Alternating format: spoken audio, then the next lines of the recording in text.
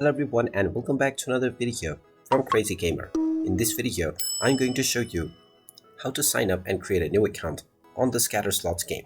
So let's get started right away. First of all, open up the Scatter Slots game on your device, and once you open it up, you will be asked to spin a total of 30 times while you open up the game. Now, if you wish to sign up and save your progress to an online account, tap on the gear icon at the top right corner and you will see the sign in with Facebook option.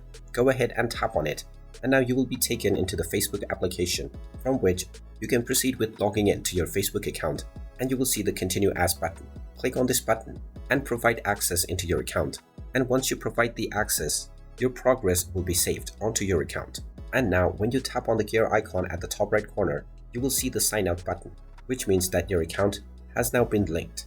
And there you have it. That is how easy it is to sign up and create a new account on the Scatter Slots game. If you find this video helpful, make sure you hit that like button and subscribe to our channel if you haven't done so already. Also ring that notification bell to never miss another update from us.